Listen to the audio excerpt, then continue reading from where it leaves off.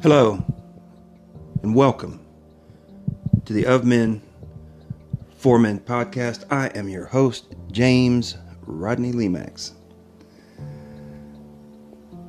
So I'm glad to have you here. I'm glad you tuned in. I appreciate your listenership. I hope everybody's being safe.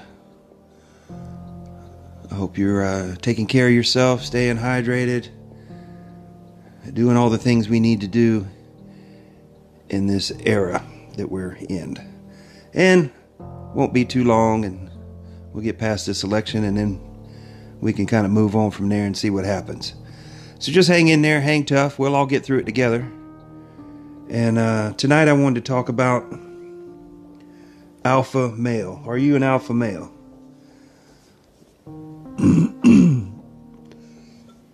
Excuse me. Now, you can go online and find hundreds of articles telling you what is and what isn't an alpha male, and what's a beta male, and an omega male, and then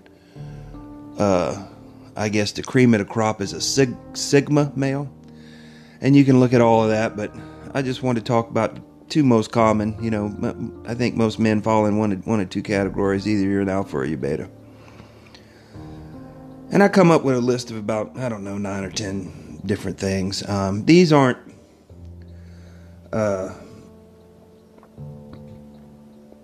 anything, hard, set in stone. Yeah, you're this. But these are traits. These are things that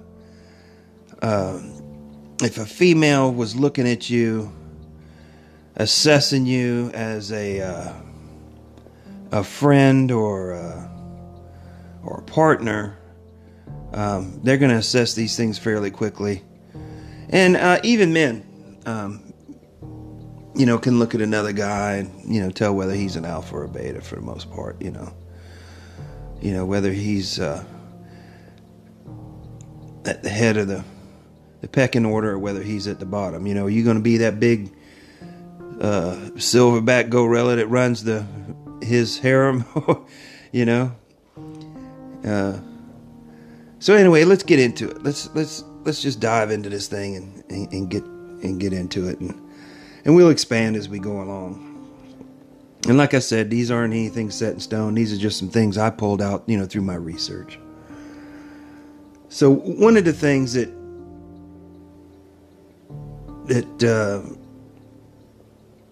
or a trait of an alpha male is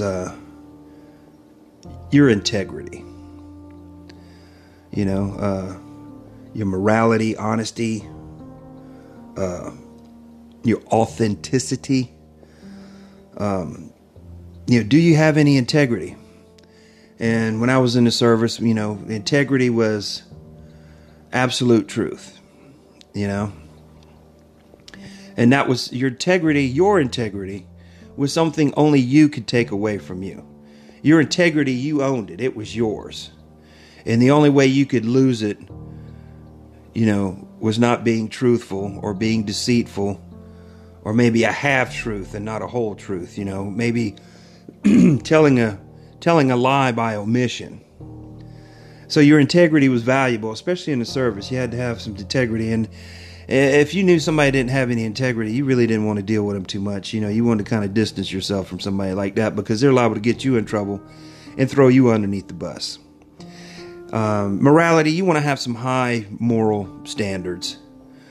And you don't want to be wishy-washy with it. You don't want to be, and I'm going to say it, you don't want to be politically correct, because that's going to change over time. Next month they could come up with something new. And we see how they're treating men these days in the media, and I mean all media, on the radio, in the news, on social platforms, in the movies. There's no, you don't have any more John Waynes, you don't have any more Clint Eastwoods, no more Chuck Norris. Those are considered toxic men nowadays, but they had, high moral standards, and that's what they did. They weren't wishy-washy, they weren't politically correct. They did what was right. Watch all those movies,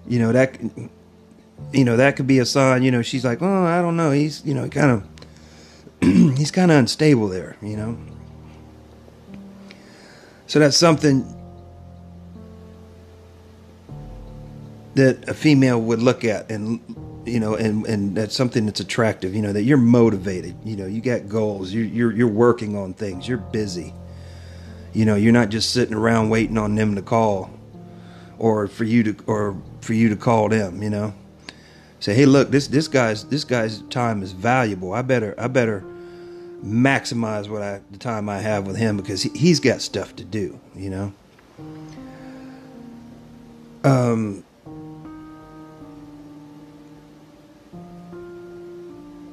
How are you? Your appearance? Are you clean? Your personal hygiene. Again, that was important in the military. You didn't want to be, stinky or nothing like that. You wanted to, we had to shave every day. You couldn't have no 5 o'clock shadow.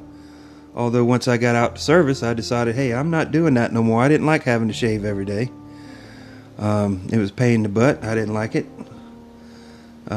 So ever since then, when I get out 97, I've had some kind of facial hair, either a goatee or a beard, or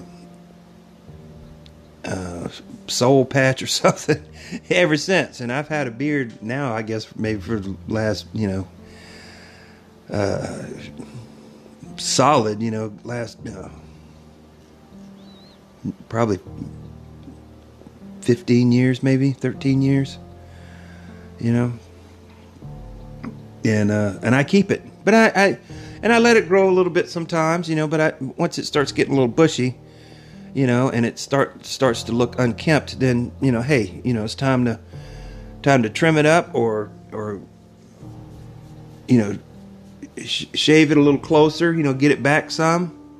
And then once you do that, you're like, oh yeah, that looks much more better. It looks, are you clean? Do you smell good? Nothing wrong with having some cologne or something, not anything too strong. I'd stay away from that sweet smelling stuff. A lot of girls, oh yeah, I kind of like the more manly smelling stuff. It's more classic. You don't want to wear something a girl could wear. You don't want to smell sweet. It's like what's that song? ZZ Top, Sharp Dressed Man. Every girl crazy about a sharp dressed man. Yeah, you want to be sharp dressed. You want to look sharp. You want to look good. Do your clothes fit? If you're 30, 40, or God forbid you in your 50s and you wearing baggy clothes, oversized clothes, and your pants are sagging, and you're wearing hip hop type stuff, you're not dressed appropriately. I don't care who you are. You too old for that, and that's not alpha male stuff,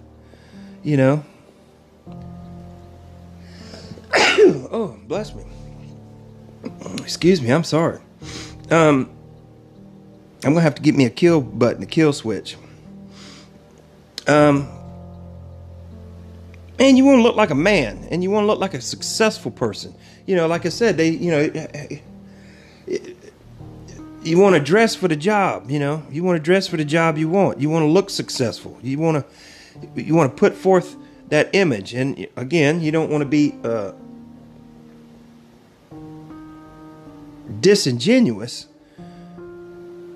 but you want to play the part. Dress for the job. Be ready.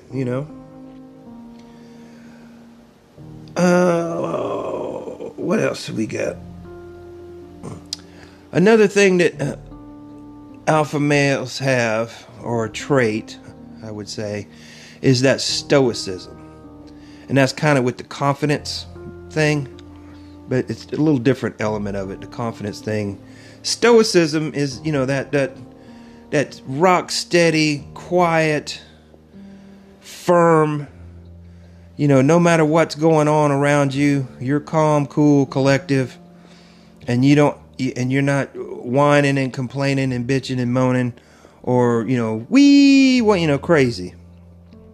Like you see some of these people on YouTube with their videos, once something happens in the politosphere that they don't agree with, they get on there, and you see it's mostly liberal white women. They get on there and they're screaming into the phone and boo-hooing and bawling and all that. And I'm like, who are these women? How did they get so emotionally fragile? You know, who were their parents? Who was their daddy that raised a woman like that? I don't understand that at all. You know, how do these people get through life on a day-to-day basis? You know, everything's not going to go your way. But being stoic, like I said, is just being firm. You know, when you know, again, I'll relate to the service. You know, when you know, we were going through training, and you know, you're going through simulated battle fire and stuff like that. Or hell, I was even in an automobile accident with an ex-wife one time, and she was freaking out, and I calmly undid my seatbelt and looked at her, asked her if she was okay, and you know, looked at her physically over. You know, no blood. I didn't see any broken bones that were apparent, and I looked in the back seat and the kids, and everybody seemed to be fine. And I got out the car and shut the door and went over to the other car, and I thought that dude was dead, but then I walked over there and asked him if he was okay, and then, you know, he moved his head up and moved and said, yeah, I'm okay. I said, you sure? Yeah. You know, so I said, do we need to call an ambulance? No, I think I'm okay. I said, okay. But in a high pressure, high tense moment, you know, such as in combat, such as in an emergency like that, you want to be calm, cool, and collective. You know, you want to be that problem solver. You know, you take charge of the situation. Okay.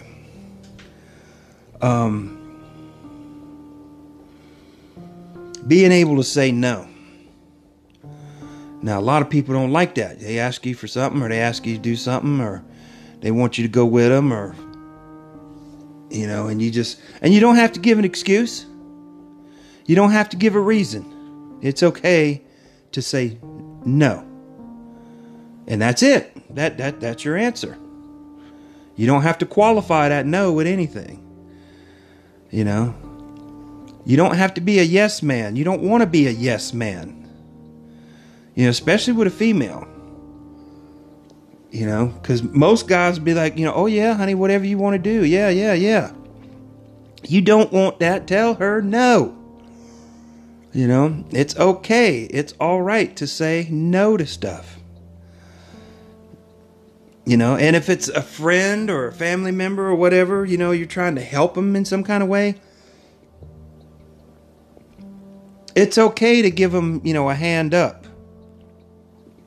You know, to maybe get them out of a situation or help them through a situation, or, you know, some kind of little temporary deal, but you don't want to give them a hand out.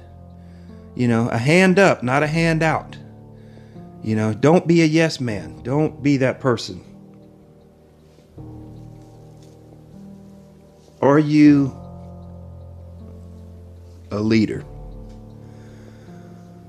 You know, again, we're going to go back, you know, to that take charge, be calm in situations, problem solving, stoicism. You know, do people come to you for advice? Do they look for you to solve problems? You know, you're not a follower. You don't just listen to everything that everybody says. You don't just go along with everything.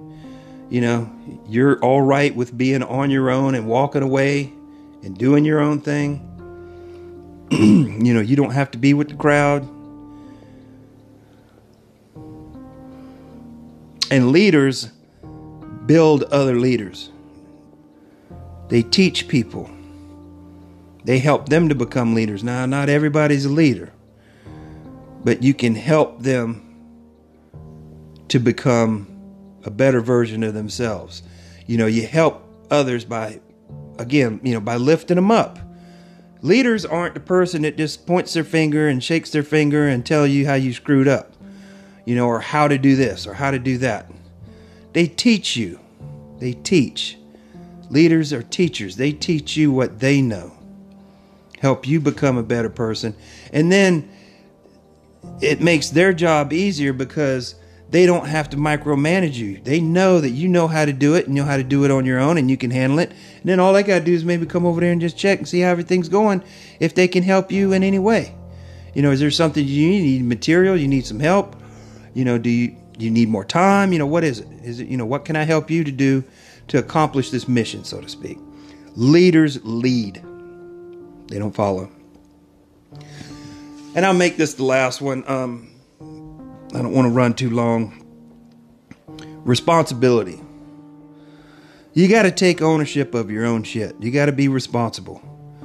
You know, don't blame other people. Don't blame the situation. Don't throw other people under the bus.